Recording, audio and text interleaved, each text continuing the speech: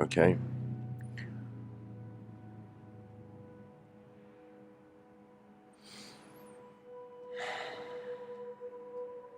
The world begins when our eyes enter it.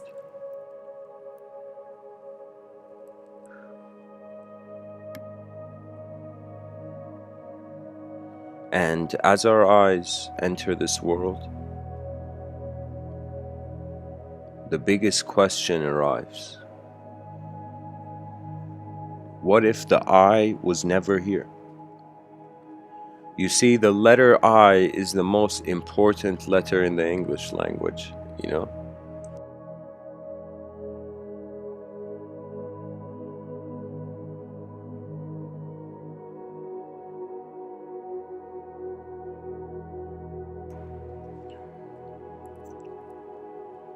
I would say after being the most important letter, it is the most important sound.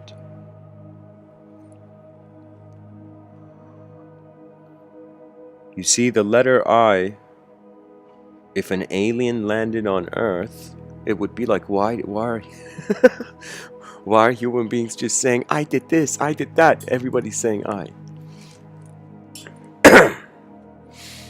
But for me, this I is a subjective, simultaneous projection alongside the existence. I feel that the I was never here. That all the moments in my life where I've said I have done this, I have done that. And when I say it isn't here, it's not that it isn't here. I mean that the idea of a self is not physical.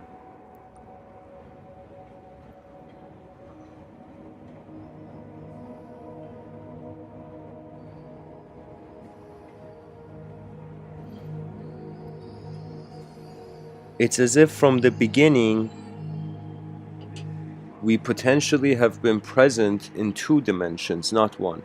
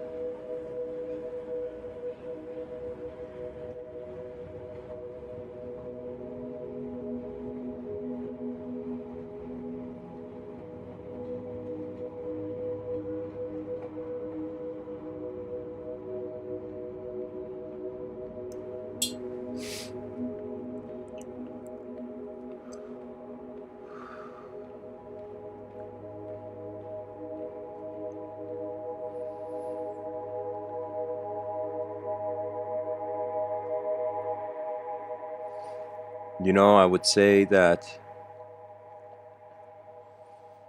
a percentage, like 50% of our life, is indivisible. We're visible creatures behind our eyes.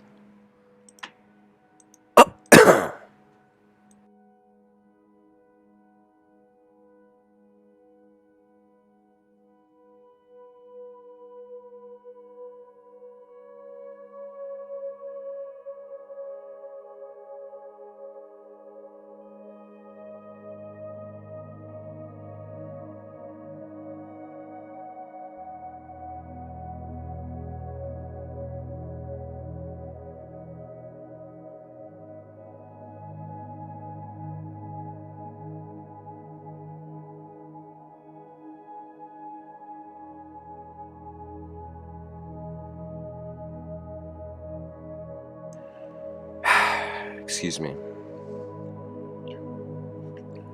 My attention came to the chat section. Welcome, everyone. If there's questions, comments, or even language you want to throw at me, feel free. That's why the chat section's here. I would really say, you see, I have been honestly giving these talks for a while, and what it has done is that it has polished the way I ask questions in this life.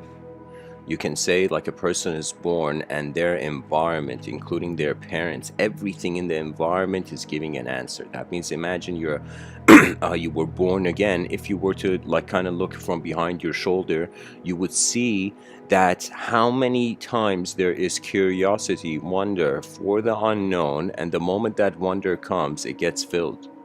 It gets filled in by others, you know, by so many things in life.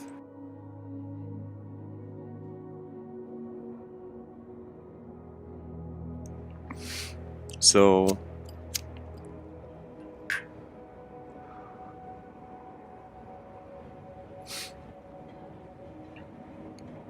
I would say we are actually attributeless presence of attention. We're just energy instantaneously being itself, being to itself. Now, as from a state of being we do, that's the only way the mind can exist as a sort of static. Okay, I may be jumping here. Carl Jung, he heard it from certain alchemists, but he shares it in his work that he considers that, at least he entertains the alchemist context, that God is a sphere where the center of it is everything and the outside of it is nothing.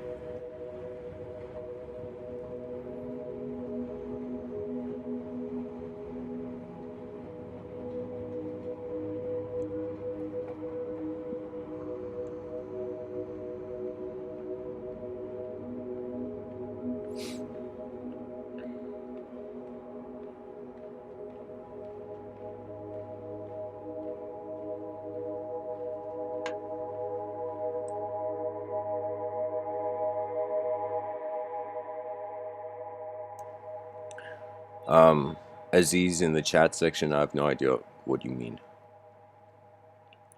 but if you can remind me, I'll be able to answer.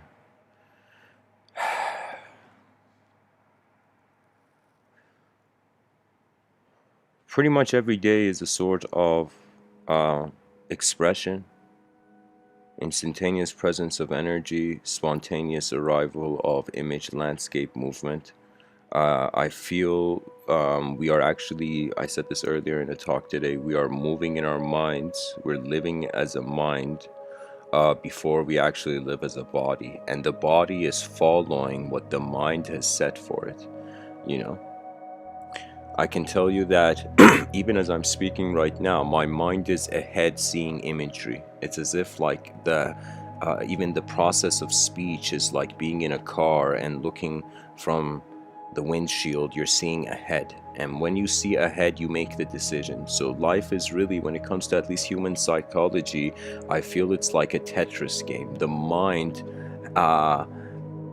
is like the decision of where the Tetris piece is gonna fall. Can you imagine all our sensory perception being like Tetris pieces, you know?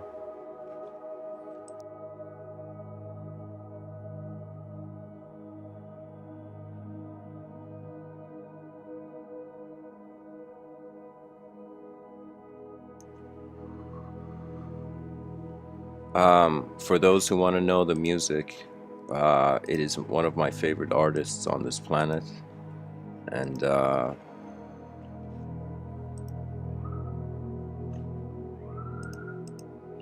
will share the link here.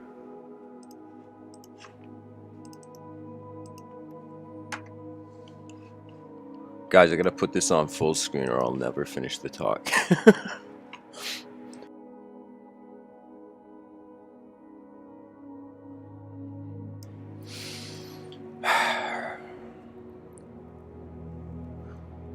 You know, it's like every day I wake up and I look at a riddle. If I choose to see life to be completely known, I will suffer from the outer realms not being like the inner realms. If I treat 100% the outer realms unknown, then it also defeats the purpose of the inner realms.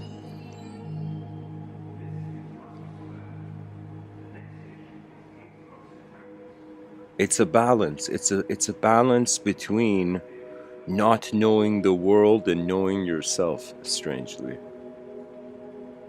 It's as if like sometimes we have to forget the the actor on stage has to forget it's an actor to remember the life it had before. And I can tell you, sometimes when I perceive or when I look at yogic perceptions, mystical perceptions, it seems to be the case that there is a memory prior to this life. A lot of yogis are trying to find their divine remembrance. That means it's like if you were a yogi, how to live life would be totally different for you on a mystical level, because it would be a living relationship with a living truth. You see, we are treating truth like an object, like a photo that has to fit the frame of our choice. To even fathom truth beyond human comprehension means an end of truth in this dimension. You know, it's as if like either truth can be discovered from this room, or the universe has more rooms and whatever we think is in this room is not it. It's just the tip of the iceberg situation.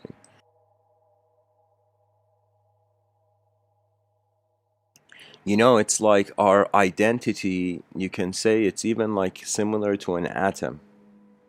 I created the term eventum, coined the term eventum. And eventum is like the psyche. So it's like when I think about who I am, for me, it's a story. You know, believe it or not, right now, I'm a story telling you a story.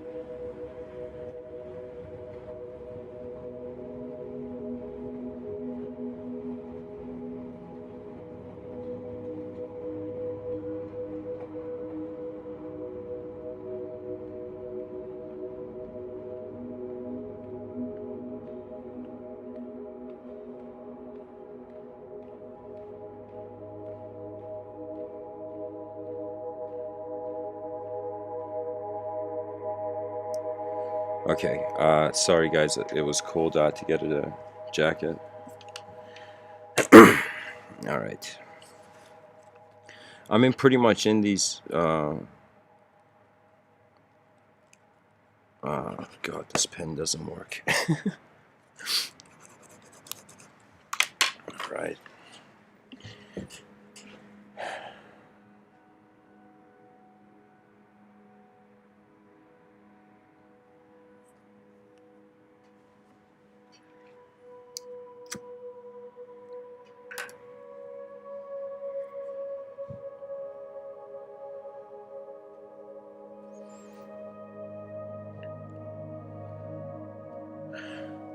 there's an objective world. An objective self emerges. From the objective self, there emerges a subjective self. From the subjective self, there's an ability for there to be a subjective world. So what does that mean? That means we need an object-based world before we can fathom a subject-based world. So technically, from one view, subjects are the echo of objects.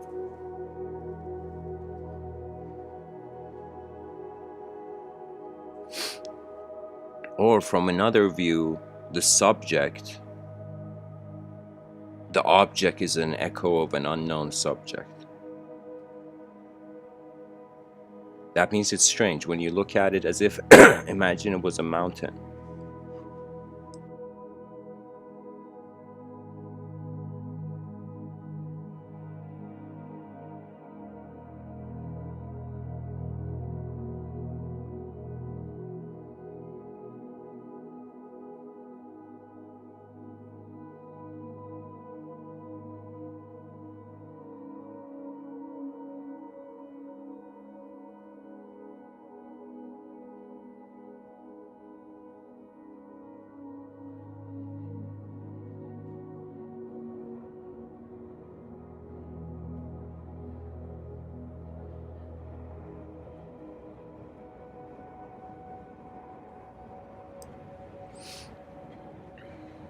The object is the bottom of the mountain, the subject is the top of the mountain.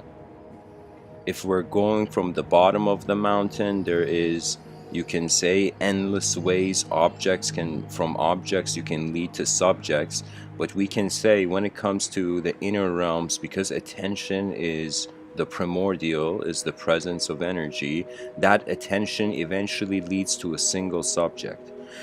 That single subject is the I thought. That means in simultaneously as we are, oh my god,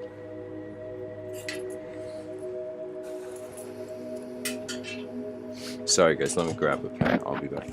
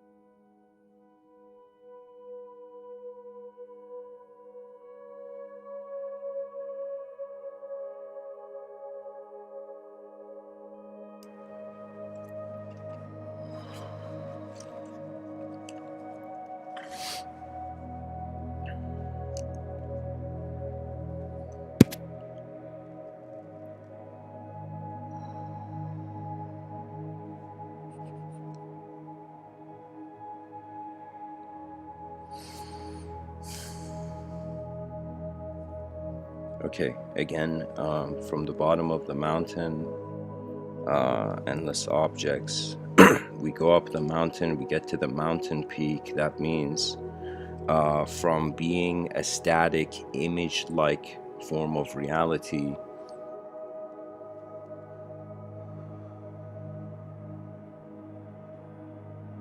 we are going towards the resolution of the film of life, let's say.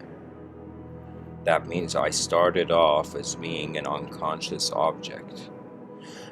And like all children, their parents, their environment has to speak to them. The child has to even notice itself in the mirror, and then it becomes an I. So what's interesting is before a young child notices itself, realizes it is like an individual in the mirror, the I was never here. So because the child exists as an object, but the subject then comes into motion, so technically our subjective lives are mirages and the desert is the objective landscape. So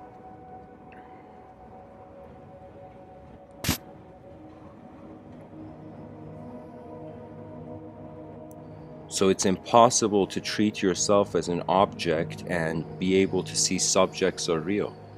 And it's impossible to treat yourself just as a subject and feel objects are real. So it's this dilemma of the object subject no longer being enough. And I really can't imagine any human idea that doesn't have anything to do with an object and subject. And if our whole world is defined based on object and subjects, that means anything that is not an object and not a subject is beyond this world. We're pretty much looking at objects and considering them as subjects and feeling like we know. And really, I feel there is no true knowing in the outer realms. You know, I have a twin brother. I was having a discussion with him. And we have different views on reality. My view is that we have to, after you go to some sort of mystical non-dual enlightenment, you realize that enlightenment was never for a person, so it doesn't matter. Do you know? So it doesn't matter where you are, what you are, whatever you are. It has nothing to do with the story of an individual in a cosmos. Now, because it has nothing to do, because it goes towards an impersonal dimension, for me, it's like there's nothing wrong. People can build an advanced civilization, and in any moment, they can open their eyes as if they were never an I. So, never an I thought. You see, right now, if you're a person who you think you're your name only, you think you're your personality, I would say the personality is an effect of something being caused before you are animate as a human being. That means, honestly, when I look at the inspiration for this talk, even first the idea came. First there was an image. I was looking at something in my inner realms. Then I managed to give language to it. Then I looked at the language, and then the sentence structure of the talk comes, the topic. And really what it is, it's like what this is, you can say communication is man's response to image.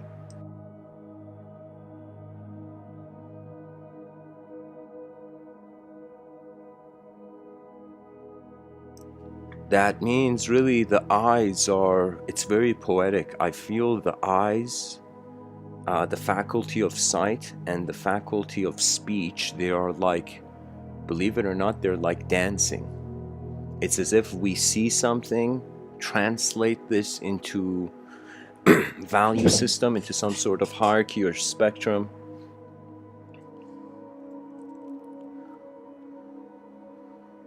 And so what it is, it's like sight transforms into inner image. Literally, there's no such thing, I would say, as knowledge. Even this may be too far, too soon to say now, but it could be that communication is actually just transference of energy between two dimensions. Right now as I'm speaking, if my thoughts, if we were all one mind, let's say 8 billion people, their heads were connected to some futuristic computer and we all had one mind, then there would be no reason for speech. So speech is, I would say, there's maybe a temporary phase. Maybe in the future, the speed of information transference between human beings is going to become so instantaneous, we can potentially make speech obsolete.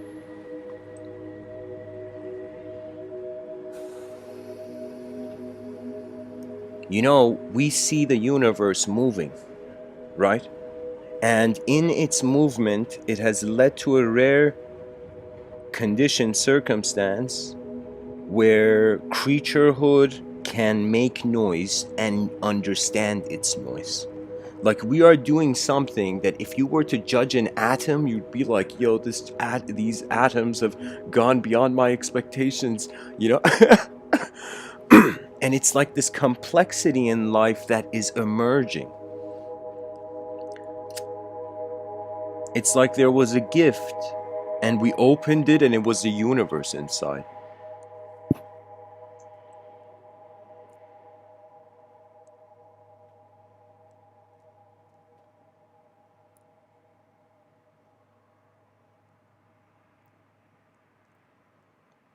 I would say that for those human beings who their sense of self shatters early in life, it's a strange blessing. It's a strange blessing to be broken. There's a saying that it took me a while to comprehend, and even now, I could say I feel still there's more to see. You know, some things you literally, it takes time, like putting a seed in the soil and waiting, you know? And there is moments where certain, I would say, concepts align like planets, and there's a strange geometry at work. You know, it may be too soon to start specifying laws for the inner realms. But one law I would say that there would be, let's say we have looked at our outer realms, we call it nature, we've seen laws of nature, and we consider the inner realms and the territory of the unconscious, and really the relationship of the conscious identity with its unknown and unconscious. It is endless evocation into potential ways it is already being. So it's this strange relationship that if you're an individual creature and you step into the unknown, what tends to happen is not that the unknown has a specific mind of its own, but it's that what you take into a moment activates something. What that means is if you find a portal and you hold a gun, let's say you hold a gun in your hand and you step into a portal, and then on the other side you see there's like another civilization, and the civilization's like, what does this guy have a weapon in his hand? You know, it could be that one may not know how the unknown may respond to how they are entering. It's pretty much like entering a room. You know, if you enter a room and you know people, you feel comfortable to some degree. If you enter a room and you don't know anyone, there is this strange vibe at first, but then it's all about emergence. Just like our brains emerge, we have to emerge in the world too.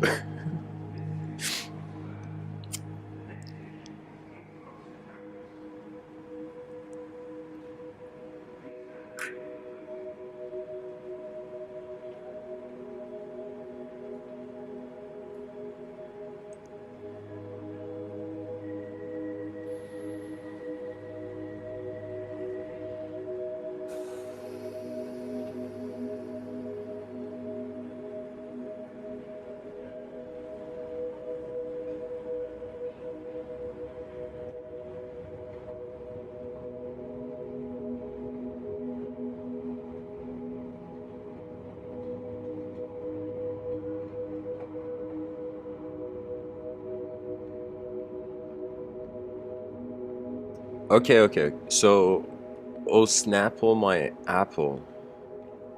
Uh, in the chat section, I read your comment where you say the answer is both. They're moving together. They are inseparable. I will tell you,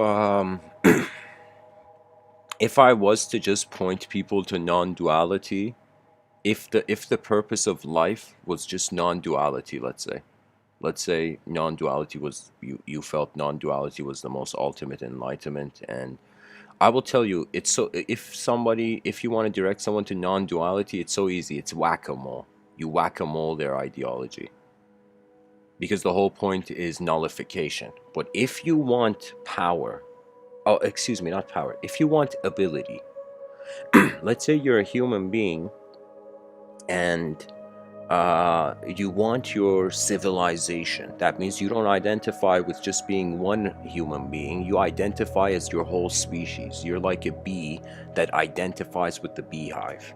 That means technically you feel like the beehive. Anything happens to the beehive, you feel it. We are not at that point yet. Right now, I would say there is empathy between human beings, but there isn't an empathy with the species. Because then there would be a sort of, you can't tolerate the inefficient to some degree. And this world is so unknown. There are times where I feel like, who the heck am I? you know Sometimes I wonder, I'm just this voice in a void. Then I realize everyone is, and I relax.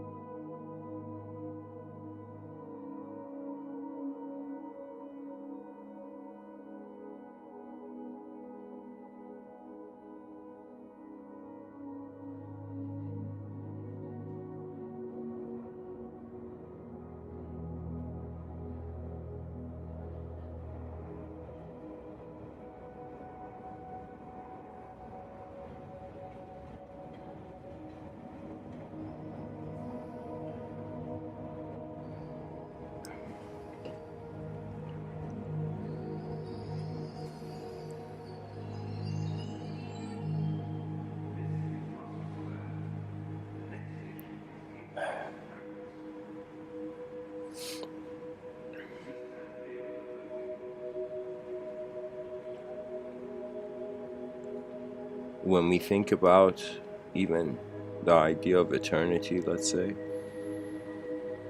my body is not eternal.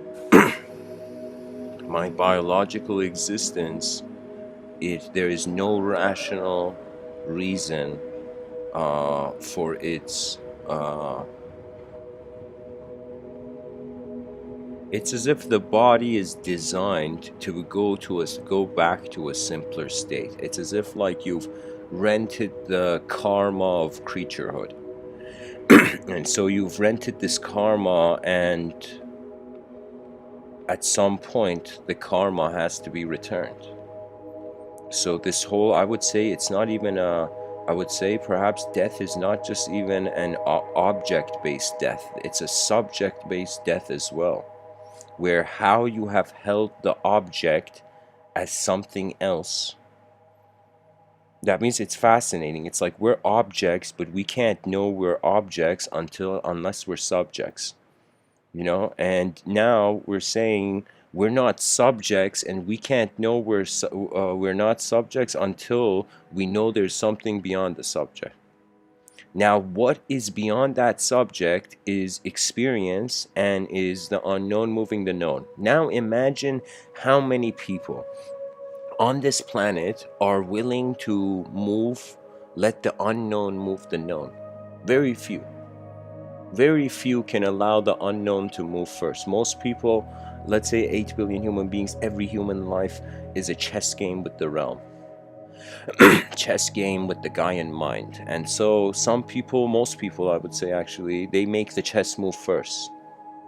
Sometimes to feel that you can even answer the question of cosmic truth, it's as if like that's making the chess move first.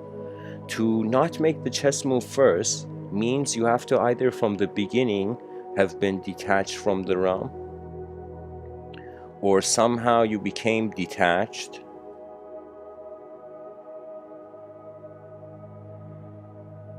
or you were never in the realm.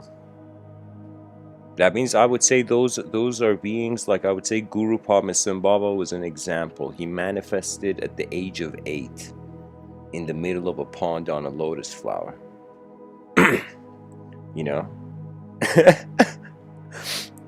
Like that's pretty advanced for an 8-year-old.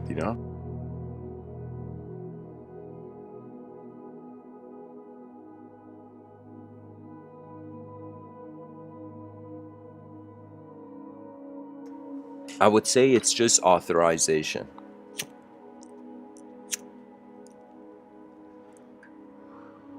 I will tell you so much of what will be to the human being multidimensionality is just that, authorization in accordance to the unknown or known. I'll give you an example of this authorization. I was in this park called Edwards Garden years ago, and I was sitting on this rock. I go to this park throughout the years often. Well, I live in Canada. The park is somewhere in Canada.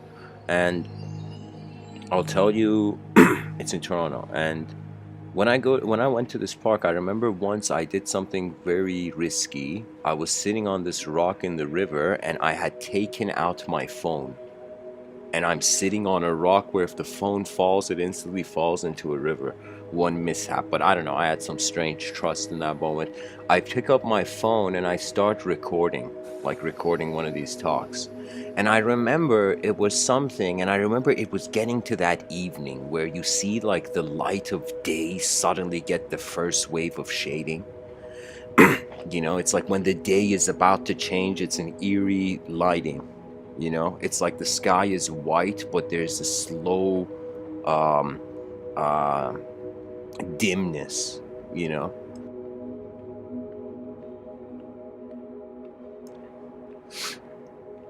So anyways, I remember I was talking about something that in the middle of it, I felt unauthorized. And it was as if every force, that rhythm I felt behind me through the speech, that rhythm literally stopped. It was as if like a surfer, suddenly something happening where the surfer doesn't know how to turn, but it's still just sticking to the way it's going, you know? And so I had to do something. Literally, it was like, I don't know how to tell you. I had to shift my angle on the subject, and then I could talk about it.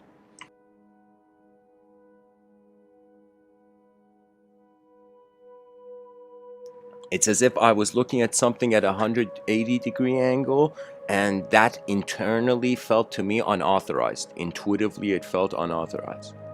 And when I suddenly perceived it at a 90-degree angle, it was authorized, you know, or something like that, I'm telling you.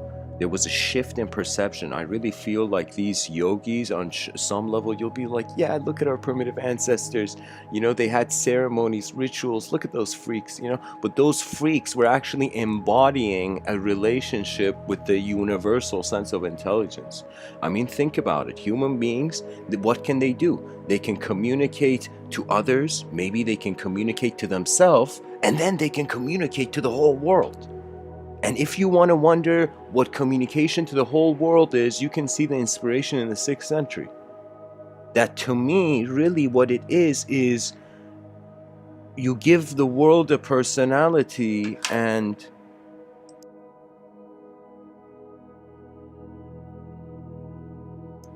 you were never in charge of your life.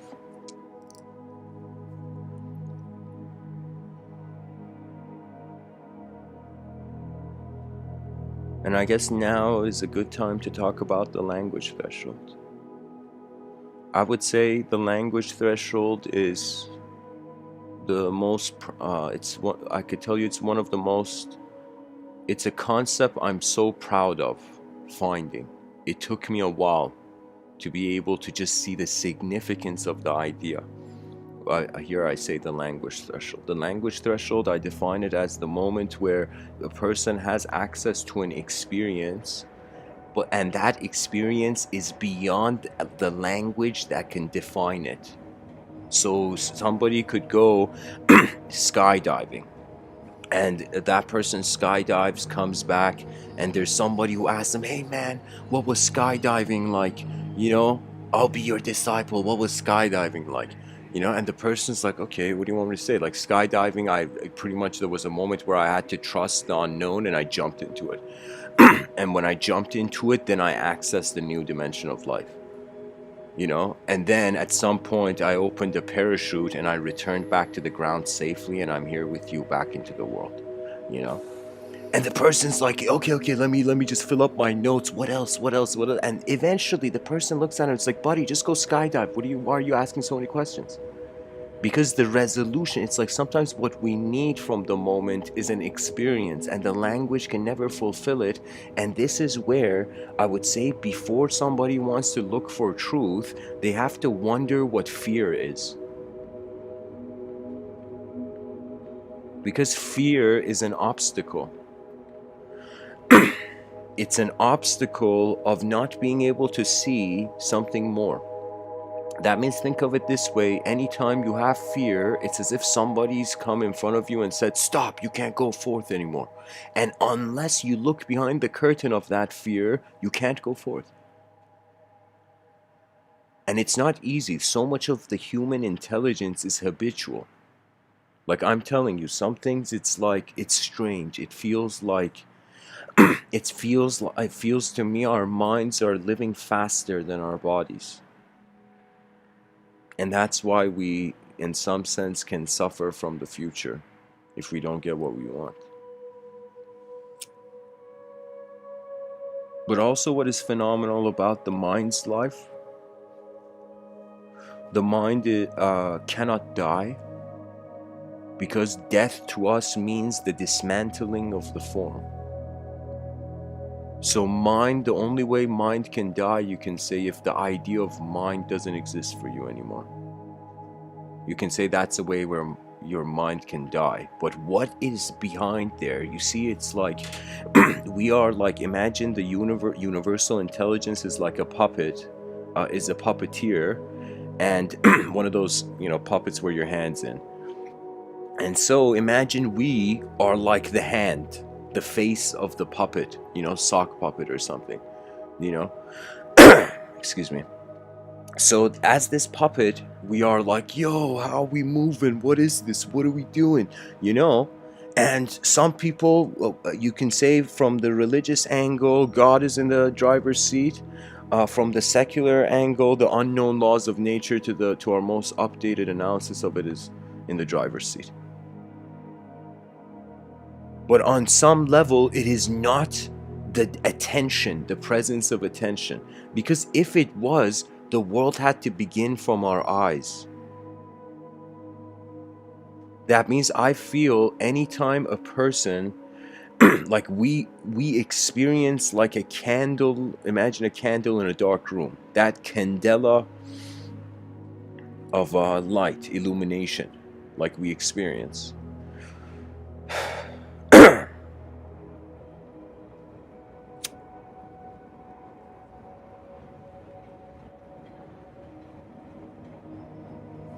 And right now, trust me, I'm a talking candle.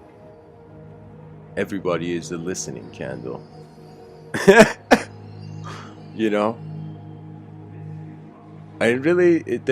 doesn't matter. I mean, on some level, the person's like, okay, Mr. Within, everything is energy. Why should I worry about anything? Why should I do anything? If we're all energy, how could there be any purpose? You can say even the purpose of existence is existence. It's already completed its purpose. It's like the creature's like, the person comes into this life, what is my life purpose? What is the meaning? What's my mission? And then existence is like, buddy, I've already finished my mission. You don't worry, you're good. It can be that kind of mindset. There's some people who, they try really hard and they may get lucky and they win, and there's some people who had won from the beginning. So even if they lose, it is in some sense irrelevant to their attention.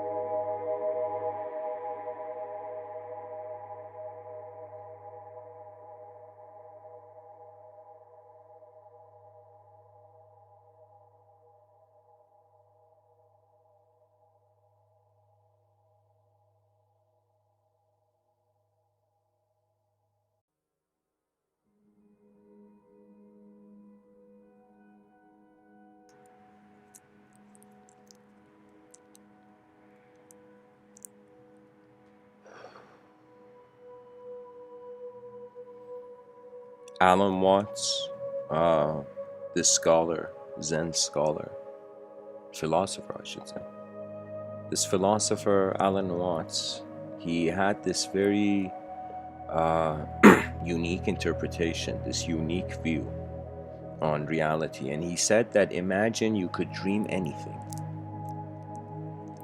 Imagine in this life you could dream anything.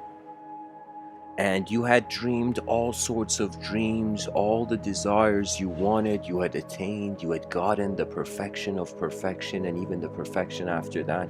And so you had come to a moment where you had done everything your will could give.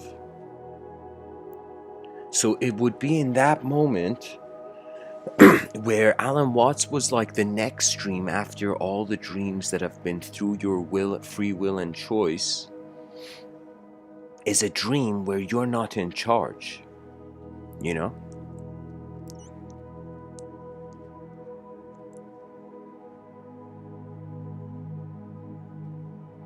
You know, Alan Watts also, he also says two spheres moving around each other in empty space. Which is moving around which?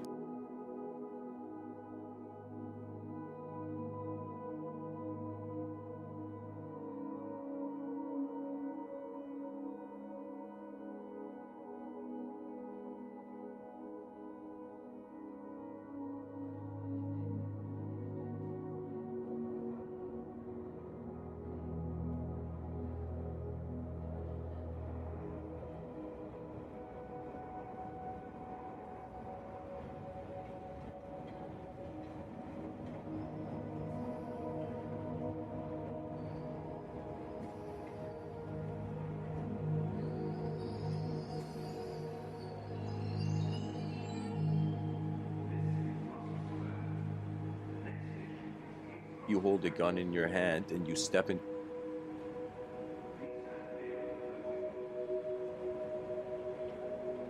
Unique view on reality. And he said that imagine you could dream anything. Imagine in this life you could dream anything. And you had dreamed all sorts of dreams.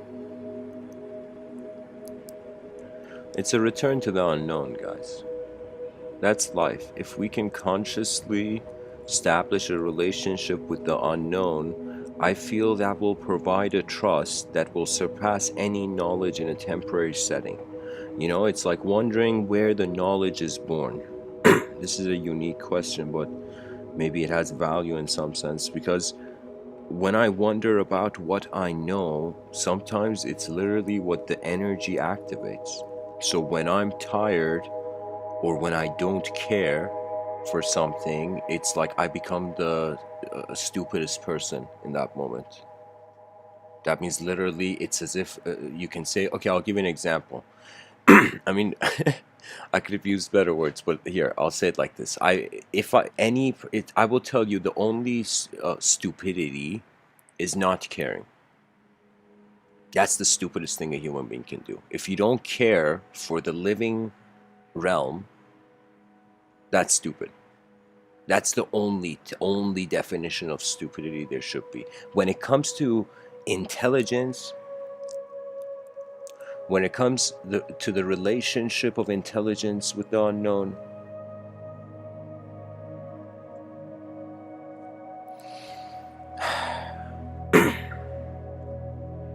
pretty much think of it this way. We are the light in the room. Either we're gonna illuminate the whole universe and brand it ours.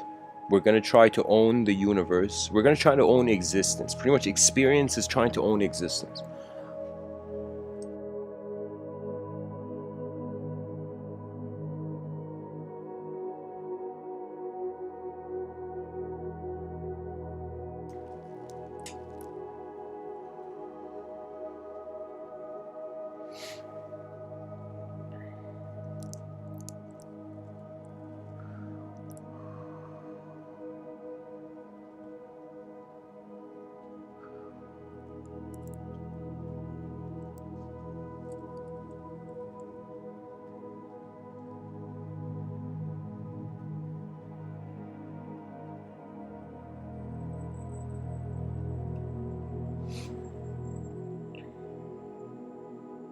It's a return to the unknown.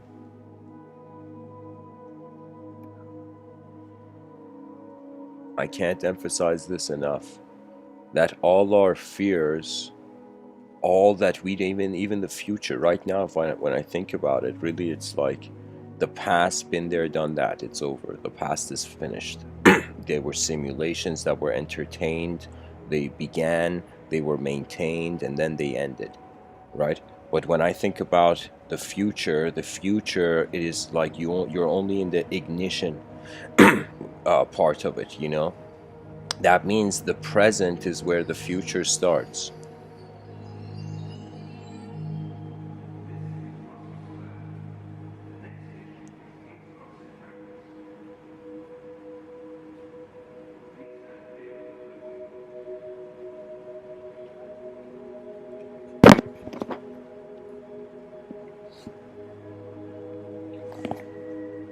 I don't know if people can hear uh,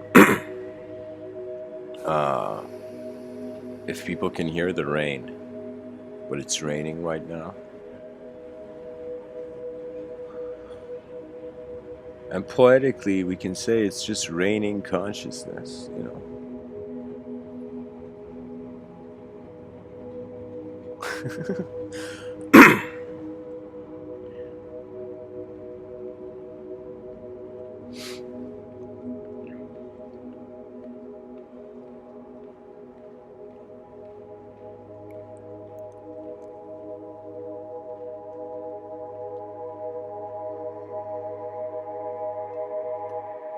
You know,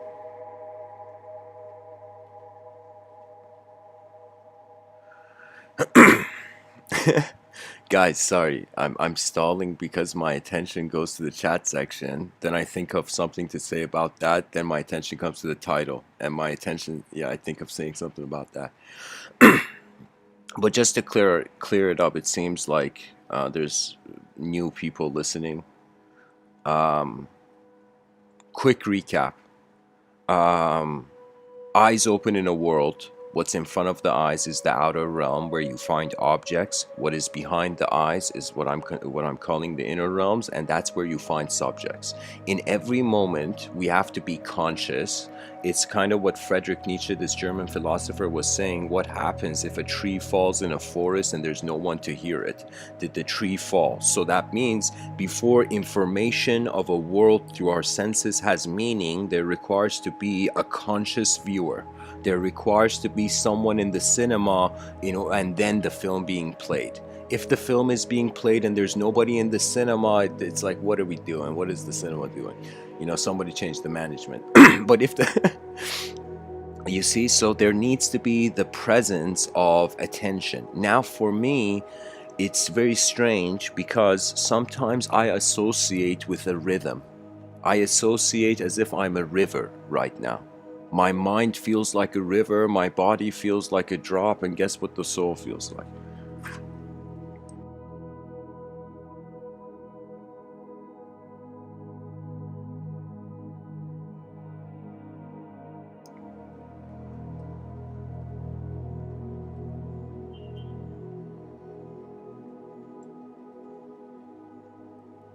You know, sometimes I feel like, imagine every word everybody said they became. Let's say, like this would be insane, but imagine like I'll create it in a dimension of a news story. Let's say there's this world. Imagine this is a fictitious story, okay? Imagine there's this world where everything anybody says they become. That means if you speak, like if you say somebody is if you look at someone and say you're weak, you become suddenly weak. So imagine we were in a world where our language instantaneously became us, you know. Like imagine what would happen if you called someone, excuse my language, but if you called someone a piece of shit, you know, like you would oh my god, I'm laughing too loud. But I'll tell you, really what I'm trying to say is that the story of life is a program programmed through language. Now right now in this moment, I'm an object experiencing, I'm existing as an object, but I'm experiencing this object as a subject, and I'm pretty much a subject in an object trying to see how the world is actually a subject to the subject, you know.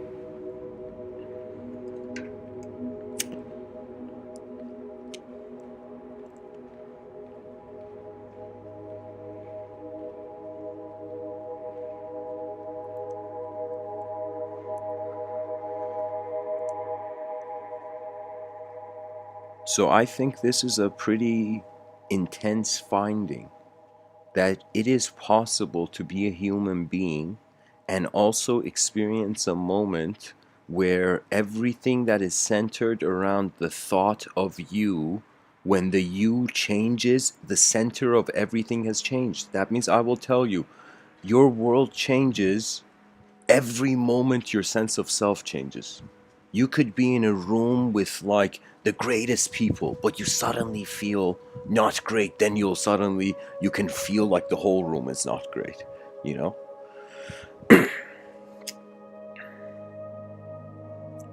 Sometimes I feel living for the self alone, just for yourself alone as a human being, is a distraction from living for actually the world. Like sometimes I feel maybe we are glorifying this sort of freedom of the individual, freedom of the self, you know, everybody do whatever you like, you know, till the end of time, you know. But what if this whole time we were wasting an opportunity to serve the outer realms? Because when I keep thinking about the desire, let's say instead of us saying desire is bad, don't have it, you know, instead of doing the archaic approach to desire, let's just say, okay, let's say you got every desire, you fulfilled every desire of self again.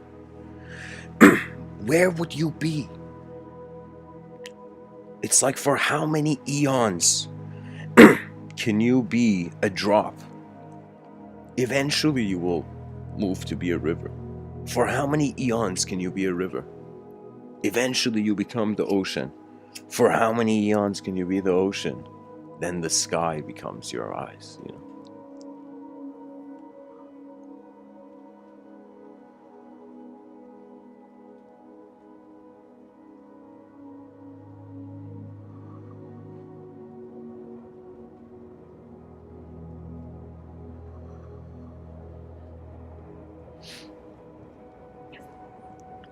Our species is like a caterpillar stepping out of a cocoon of language.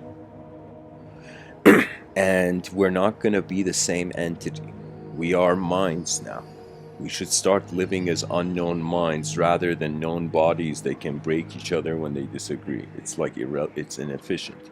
I feel it's like human individual. This may be a very strange statement, but please hear it in a philosophical context. I feel to be an individual could be the greatest distraction from the collective chess move. And it could be that we have convinced ourselves as creatures on a rock that to be an individual is the ultimate. And we may fear. There may be generations of people who would be like, yo, a collective mind, a collective being. That means in the future all our heads being connected to the same computer. It's like, no way, Jose, you know? And Jose's gonna be like, wait, you know? Jose's gonna be like, yeah, man, AI is gonna do some weird things here. It's just, you know, it's like, trust me, human beings are being weird, then machines are gonna be weird.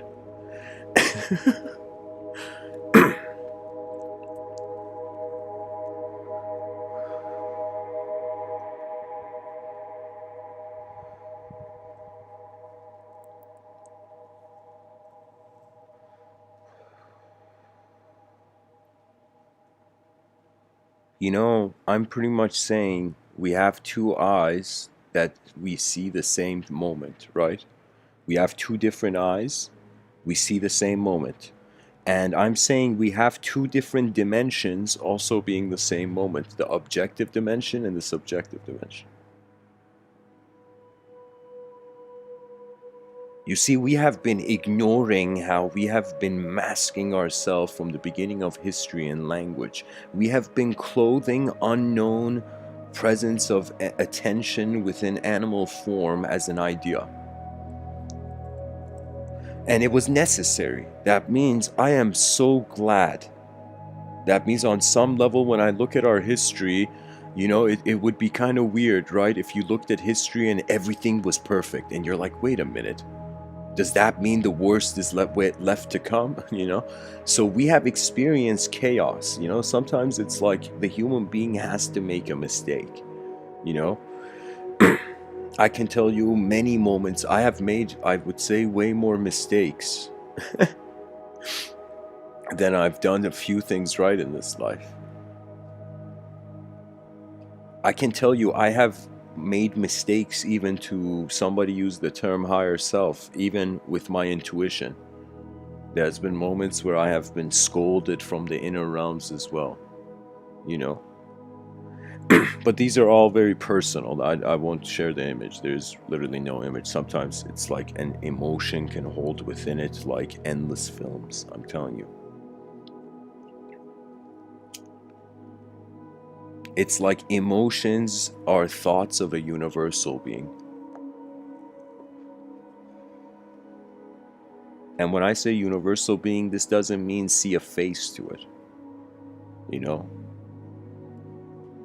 That's the biggest error when it comes to the unknown. The moment you see a story to your unknown, whatever it is, you think it's angels, demons, extraterrestrials, fairies, elves, I don't know, gods of legends, you know, mythological creatures, whatever.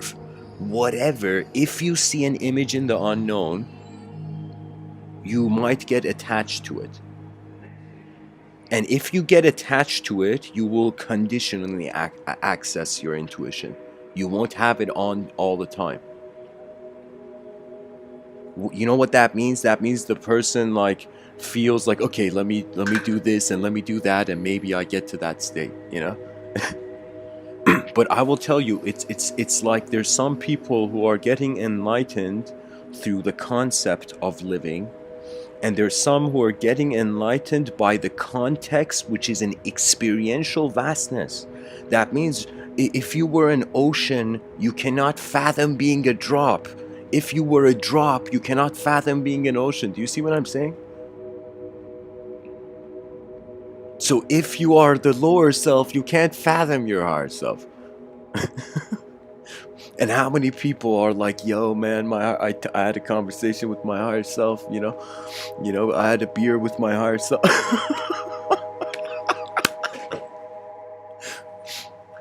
And I'm not trying to put down the esoteric vision. I'm just saying that attachment to image can enslave you into behavioral. Okay, I'll give you an example. Starting from 2014 to up to 16, I sometimes have told people, even like this was way before.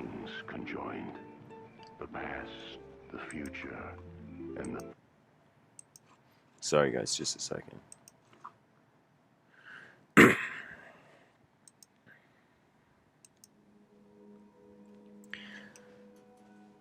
In my youth, I went through a karmic quarantine.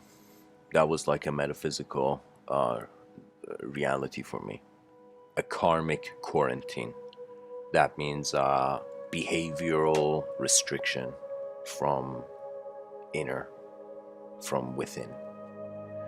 I would say from 2014, when I started giving these talks, to 16, I was in a very unique time. I was also in Birmingham, UK, and there were certain parts of that neighborhood that were a bit vicious. You know, it was a bit of a wild city. And anyways, there was various moments, various things I was doing there, but pretty much I had gotten attached to, I would say, not attached, but dependent on an archetype, on an I wouldn't say an archetype, an emotion.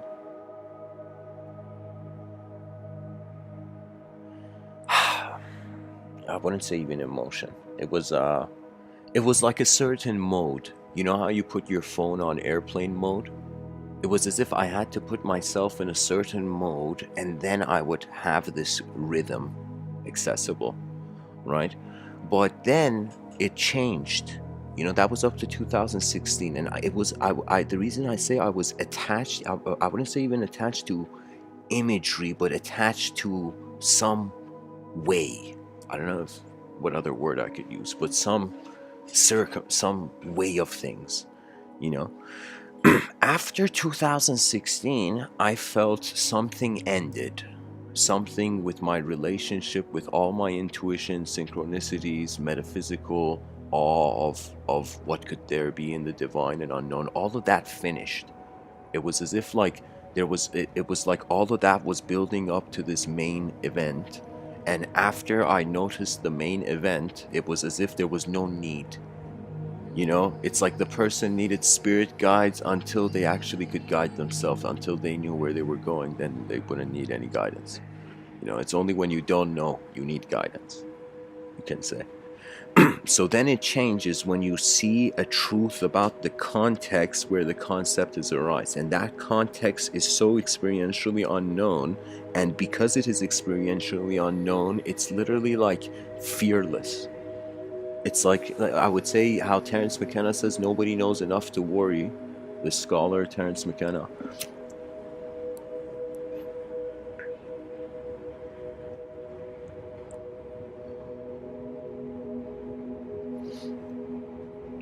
So that unknown, that mystical unknown, it doesn't matter if you're meditating, it doesn't matter if you're praying through prayer, trying to get to it, it doesn't matter if you're choosing the psychedelic approach, you know, you go into the Amazons and eat like a plant.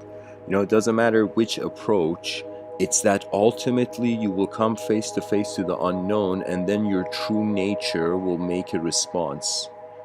And if there isn't a clarity of intent in that moment, then the person is pushed back. It's as if you threw the basketball, it hit the rim, and it came back. It didn't go inside. If the ball was to go inside, the person would instantly know. Imagine you made a 3-point shot, you would instantly know. Okay? Just even if you threw a, let's say, a ball from the end of one basketball court and you were faced the other way, you couldn't even see, and you threw the ball and the ball went into like the other side of the basketball court into through the rim. It's as if just from the sound of that swish sound, you can know that the ball went in. Do you see what I mean? It's like when we throw a force out there into nature, we are aware of it. And this is the unique thing, that we may think we make sound and we are not aware where those sound waves go. But I will tell you, it's as if like, imagine somebody says hi and this sound wave just goes into the void, you know? And you can say on an energetic level transforms out of audible range, you know?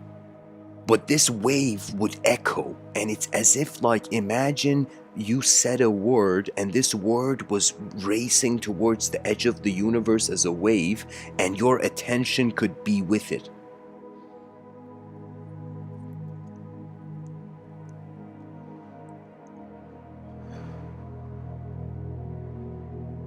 I feel all teachers in the world should do this.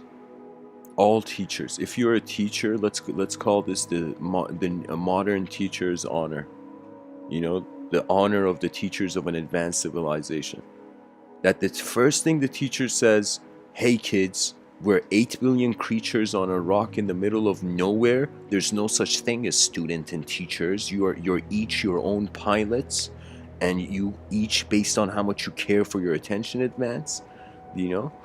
And so I have some opinions and some feedback reports, you know? And that would be the thing. I think, like, look at how much children are drawn to video games. Imagine you had a sort of like a school where it was like a mission to solve global problems. You know, it's all about the, what was the term, ethos, the inspiration of a group of people.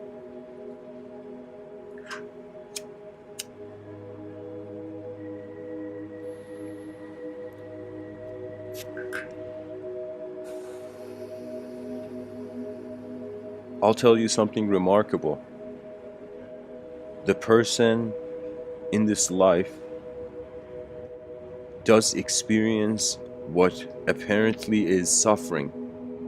We say people suffer, and even the Buddha considered suffering and he was trying to find a way out of it.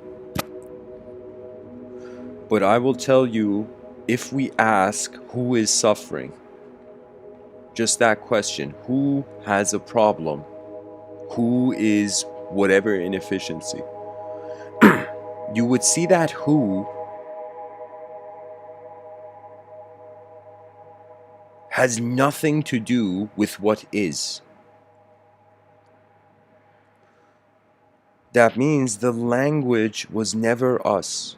We are not language, but that's the only way we can communicate. So technically, we can only communicate through the Iron Man suit of language.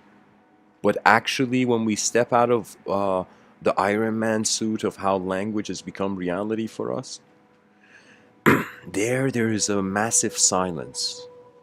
I would say it's the silence that every saint was guided by nature to witness.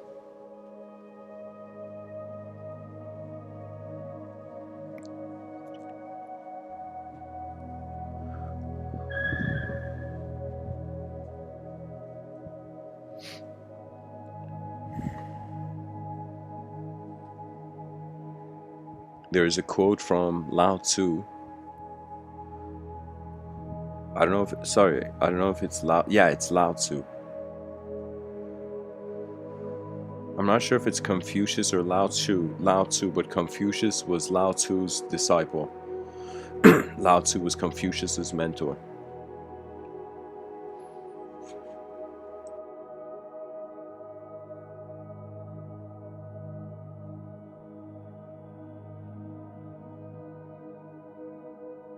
Honestly, I feel it was Lao Tzu, but the quote says, "There must be peace in the heart. If there is peace in the heart, there will be peace in the home. If there is peace in the home, there will be peace in the neighborhood. If there's, oh my God, sorry guys, let me just, let me find the exact quote. I was reverse reading it intentionally, but here, there we go.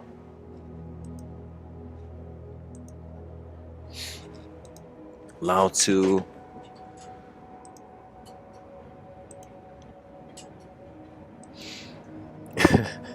Lao Tzu says, if there is to be peace in the world, there must be peace in the nations. If there is to be peace in the nations, there must be peace in the cities. If there is to be peace in the cities, there must be peace between neighbors. If there is to be peace between neighbors, there must be peace in the home. If there is to be peace in the home, there must be peace in the heart." So if you can be peaceful, like in the heart, like then there can be peace in the world. You know, that means we need peaceful individuals, then we can have a peaceful world for these individuals. You know, we first need advanced individuals, and then we can build an advanced civilization for individuals. You know, then advanced individuals will automatically build it. That means if every human being was born and literally had this mindset of, okay, I'm here once, the squirrels and the birds are not going to build the advanced civilization, so so we have to do the work. That's where it becomes actually okay. You know, I would say there is maybe this view that the novice truth seeker, the novice sadhu, first feels that truth has to be a general thing, a general absolute. So when I feel the novice truth seeker hears like, okay, renounce your material desires so you can see something beyond the matter, you know, that technically for the novice, again, for the sadhu, it would be generalized to a point where the person would think desire is bad. Then they're going to fall into this point where they don't want to desire, and that's a desire. So really, if you move, it's like you lose in that mindset. And I will tell you, the last thing the person needs is to make the world against them.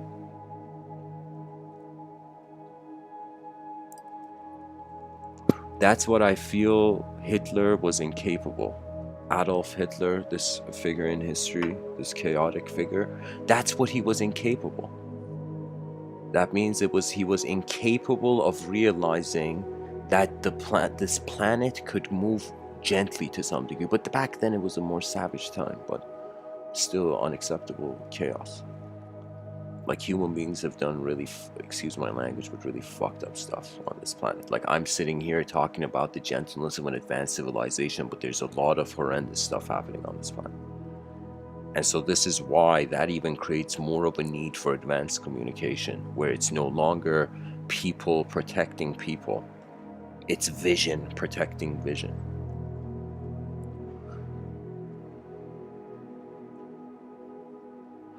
I'll tell you something I've seen in third world countries that strangely I haven't seen in way more Western modern countries, I would say. Like, and that thing is in very modern countries, I would say, the public service is very spot on and very responsive. But in certain countries where there is traffic jams and there is no way where help can come to the person from the public servants of the realm, of the nation, then people help, right? And I can tell you that there is this situation where it's so remarkably designed. Because we are members of the same species, we automatically have empathy. It's unavoidable, you know? And if it's being avoided, the person is really, excuse me, really making themselves into a statue.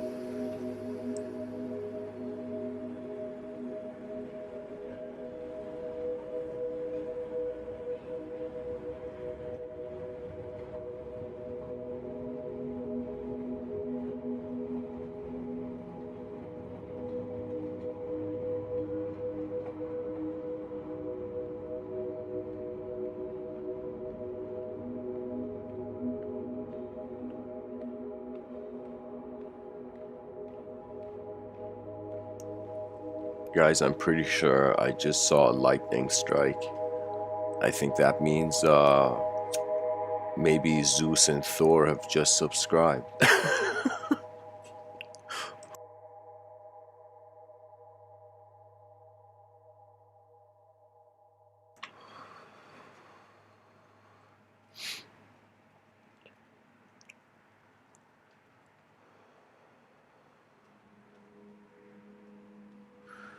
What can I say? What can I say? Language is the edge of the world.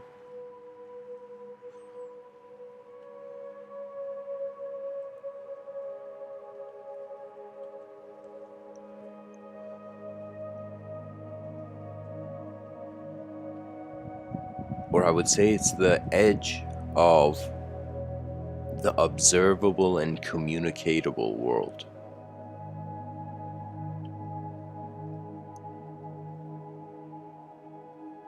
It's as if, like, imagine right now, we were like, we figured everything out. And then we're like, but we're still seeing a tiny range of the electromagnetic spectrum. You know? So it's like whatever we think we got, whatever we think we know, it's like so small compared to everything. That really, I think love, I think actual human sincere emotion is like the greatest fuel for an advanced civilization.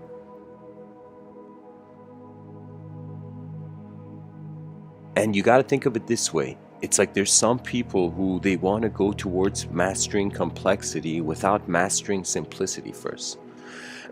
That means this is something where I could say, to give an example, when I was in high school, for example, there were these PowerPoint presentations. I would get super nervous, super nervous. Super nervous, like giving these PowerPoint presentations, kind of locked down in my inner realms. Feel the inner realms were my inner realms were a bit of a perfectionist. So the moment you notice a bit of imperfection, you kind of give up. It's, on some level, in that time, it was like that for me.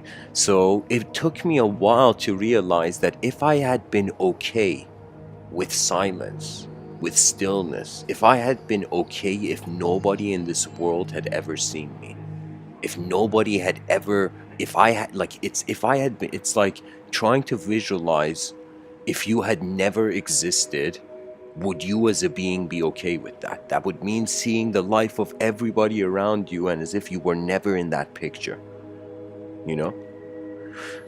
And I would say there is a sense of,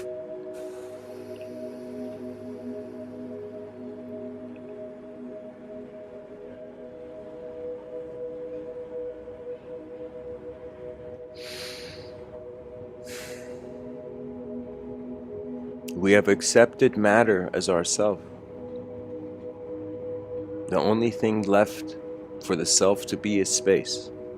And I feel fear has only been a story. And so really what it is, it's literally I find the journey of attention. We are attention journeying, and this attention is not limited to anything in the inner realms. When you look at the mind of the being, that means you could say, and it's like what's a good example? I feel I'm jumping into too many metaphors, but but what can you do when you're in the void, you know?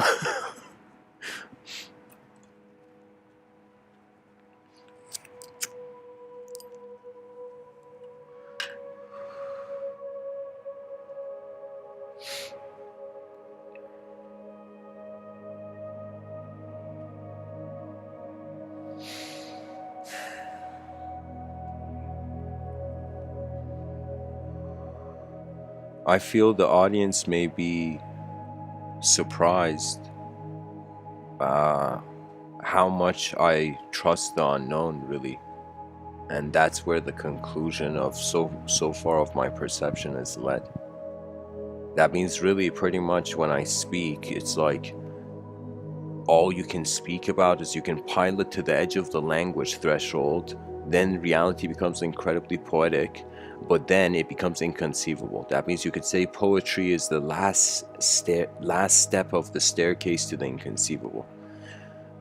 And I would say when you go into the language threshold, you become. So think of it this way, that right now I'm sitting here as a body speaking to you, and think of as if there was simultaneous an invisible room I was in. There is footage in that invisible room. And so that footage is moving. Now I'm saying that if I was to say something and move beyond the language threshold, and if I remain too much outside, if I piloted beyond the language threshold and stayed there, I would in my inner realms become the image. So that river of thoughts that I'm putting words to, I would become that if I move beyond the language threshold. Even if I sit still and silent for a while, after a point there is no who. Like, it's just being. I would say beinghood.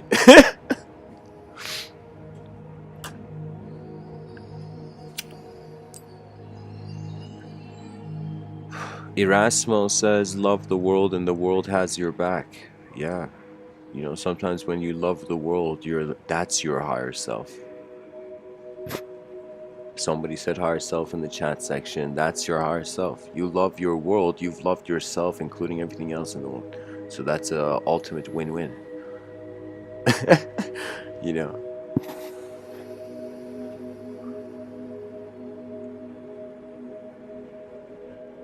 And I would say the most biggest gift on this planet is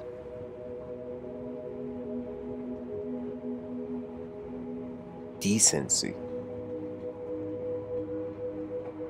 That is one of the, I would say, true powers. That's literally like a super, like a super ability.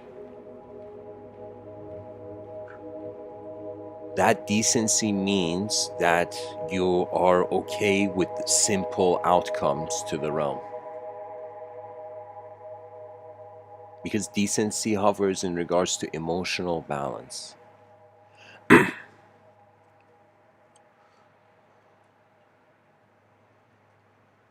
That means sometimes I wonder, why have philosophers written more than one book?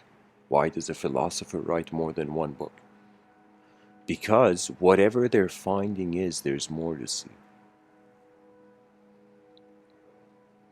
And you know, guys, I've honestly spent too much time in this episode on, I think everybody has a good sense of the inner realm. So I guess I'm going to try to now focus on the outer realms, let's say practically. So 2020, I got to leap. So let's leap. Let's go from 2020 to 2040. Let's say it's 20 years from now and we see educational system reform has become more serious. Many universities around the world have realized like human beings are temporary. Knowledge, which is one of the most important resources, must be free. Any educational system that is not free, in a strange way of saying this, that is not free, is in some sense a business. It's a business. That means in that educational system, go study business. You know? But but but if the educational system is free, that's a place where I would say there is a different intent of the institution. The institution cares for the student. The institution wants to give to the student. I thought that's what teaching was, you know, but a lot of teaching institutions take more than they give. So literally I feel after people's education they feel robbed, you know. I honestly feel that could be the case. Maybe in regards to philosophy and those people who really are, there is an intellectual circle of academia where that's very proper. I'm not trying to like, you know, go against the empire here, but I'm saying like,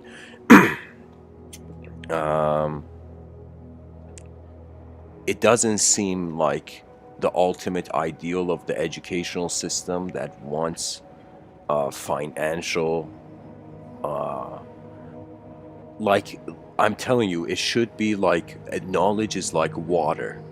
Do you know? Like,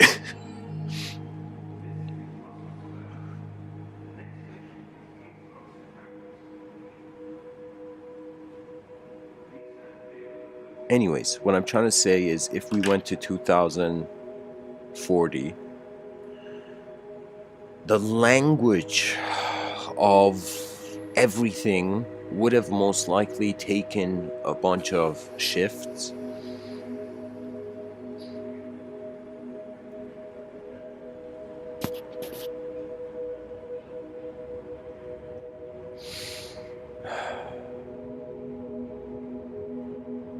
Let's say all educational systems are free. Let's say the educational system pays the scholar, anybody who is a researcher who finds something next level or whatever, they get paid. In this way, children around the world, they are realizing, okay, which does it make sense? Me to get paid for actually expanding like trying to expand the horizons of perception of the species, or me to work for just a sort of, you know, it's like really a person. It's your energy. It's like, where is the energy going? You know, that's the biggest question in life. We're energetic beings. Where's this energy going? What is it being used for? or how is it being used in 100 years of life? You know, these are like the basic kind of puzzles to solve of human living. What do you do here while you're here as something from here? You know.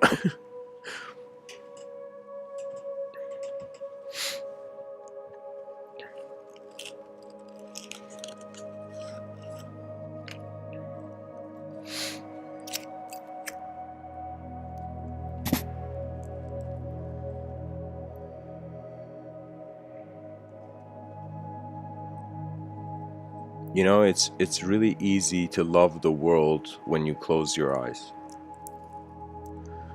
But it's much harder to realize that when you open your eyes, love is so important that it requires a different sort of response to it. You know what that means? That means, like, how many, just think about history back in the day where there were kingdoms, how many people, their kingdoms were under siege, and the person was like a baker, imagine, or like an artist or something, and suddenly the kingdom was at siege and everybody had to come and defend the kingdom, you know.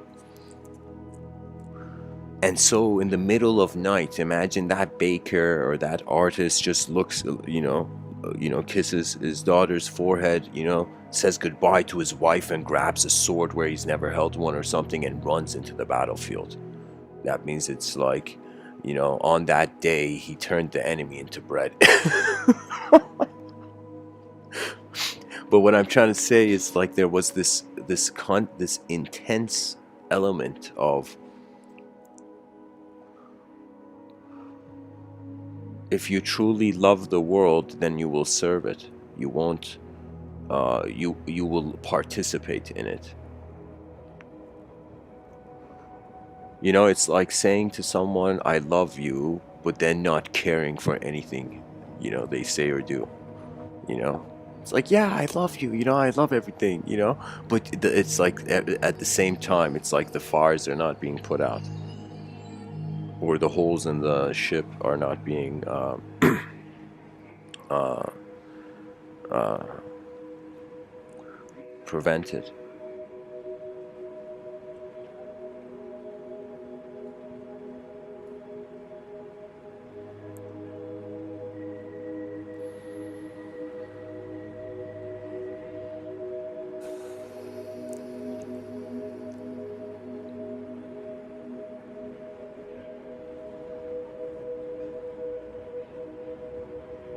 And you know what? I'll tell you, patience, the word patience is,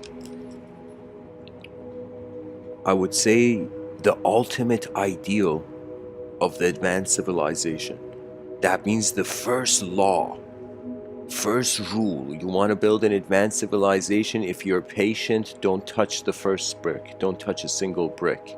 You know,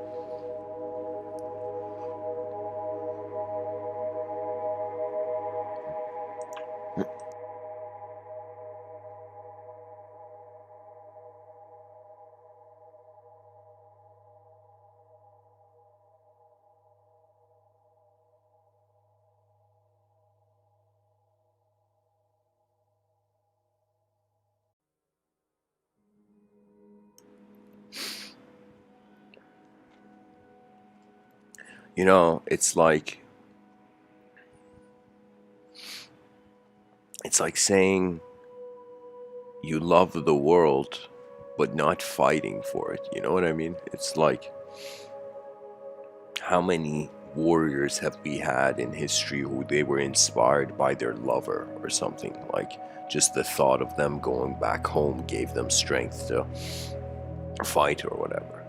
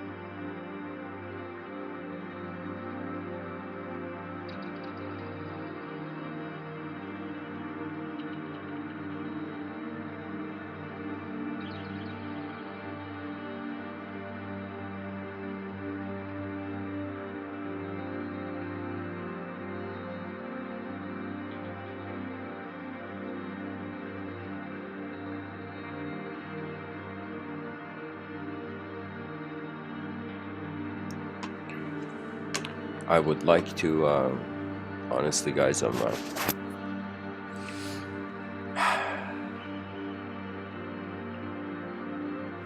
I've talked about the future, I've talked from the present. Now I'm just gonna read something. You're gonna hear my voice from the past. Something I wrote in 2017.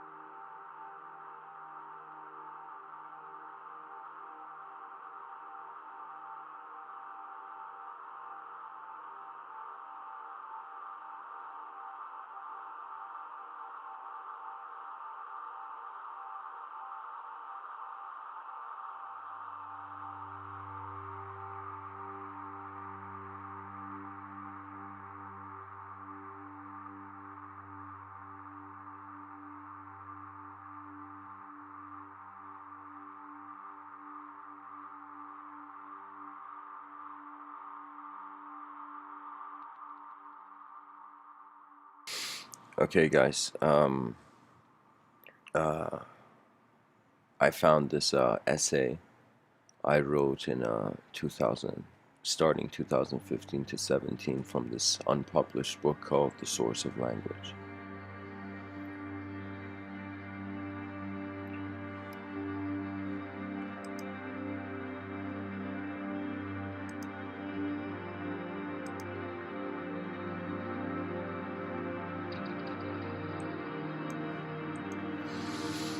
Look at all the people in the world. Isn't it fascinating that we have different DNA and are unique? And rather expounding upon our natural talents and inspirations, we seem to be obsessed about only a certain outline. Excuse me. Sorry guys, I forgot to read the title. The title of the essay is A Multiverse of 8 Billion and More. Look at all the people in the world. I'll read it from you. Look at all the people in the world. Isn't it fascinating that we have different DNA and are unique, and rather expounding upon our natural talents and inspirations, we seem to be obsessed about only a certain outline of the process of the human education. It seems we are all a combination of unique colors on the same screen of life, each a universe of its own. I find it can be said that when we are on a planet where each person is seeing through their own unique sight and universe, there is a multiverse present. We are in a multiverse of 8 billion people, and this is not even including all other life forms on and in this planetary sector. So now the awareness of the space that holds all those views in one moment is a witness in its true nature. Let life be more than a story-idea. The evolution of consciousness begins with the resurrection of language into the Zen master's void clarity.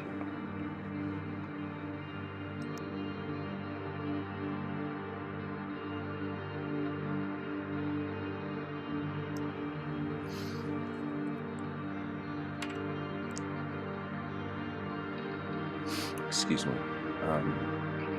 Self-awareness leads to a transcendental mind where, in quotations, not the purpose of your life, but the purpose of your consciousness leads into its clear, natural state. If you have problems, you have not looked good enough. Book knowledge is like how one person recorded just a tiny bit of creation and human history on paper, and is knowledge inspired by the present or by the past or the present. Clarity is a great natural remembrance of your true nature. Learn from all life, that means yourself too. Find the equilibrium in which all expressions of the mind are beautiful and quiescent. The beauty of intelligence is revealed when faith is not destroyed, and the beauty of faith is revealed when the natural source of intelligence is not opposed. When universities teach about the true nature of the universe prospers. The emptiness of nature must be comprehended from within. When self-inquiry aligns with the nature of how your moment happens, you will remember that presence is beyond personality. So this life is not a person, but all the person can be beyond what it is aware of. Is your true intelligence nameless? Is the divine a game of secret initiation? Fear never existed. One in imagine, once in imagine, excuse me. Fear never existed. One in imagination, you are limited. Once in imagination, you are limited. I don't know. I think this sentence has a typo. One in imagination, you're limited. Anyways, do not try to just be a certain kind of idea. It may drain your energy away. When your intelligence is a presence, there is no duty ever abandoned. Could failure be an illusion? Whether you're itching for the I Ching or seeking intuitive guidance from a divine mirror within, all physicality is being observed from a non-physical state. We are living in the imagination of a mind beyond conception. The moment is absolute beyond measure. Does the universe have a self? Question mark. Is the universal self still in a universe? How grand is the cosmos? Is our existential and experiential intelligence an all-pervading moment beyond linguistic exposure? The secrets of the world, contrary to popular belief, found in the silence and stillness of the observer rather than the noise and movement of the observed. When the moment moves, that is called movement. One who has understood their true nature, their moment is a close friend to the Sahara Samadhi state. Sahara. Okay, anyways, their moment is a close friend to the Sahara Samadhi state. Nature know what it is doing, only we have forgotten through ideas that never existed. How does emptiness speak to itself? Only the silence knows. True knowledge is best accessed through natural self-realization. The source of language is an awareness beyond chaos and order. The cosmos is mystical and all are glimpses of eternity. In the passage of manifestation in the eyes of man.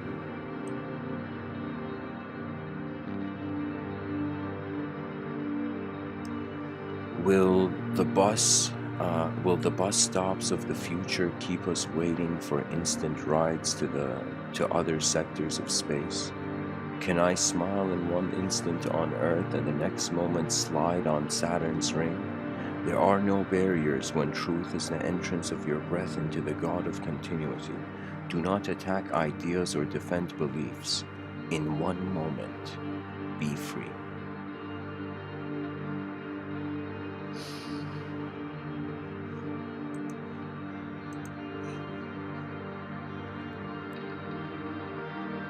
In one moment, be free.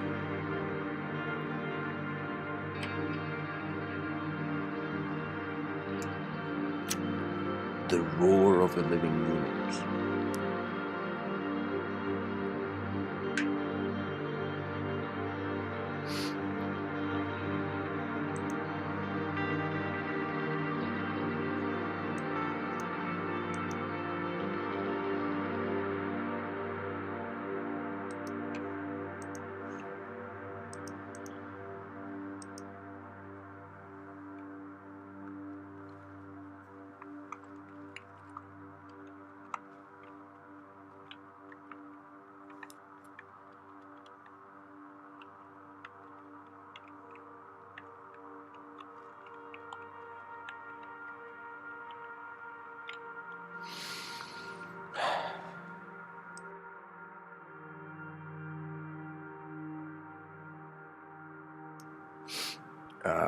I want to thank the audience for listening. I will be on Discord probably 10 minutes from now for those interested in philosophical discussion. Thanks for listening. Blessings. And what if I was never here? If I was never here, there'd be nothing to do. There'd be no opinion on anything. I'd have no opinion on any sense of self. There would be no. And it's kind of like that. We're designed to be a memory for existence. Cheers.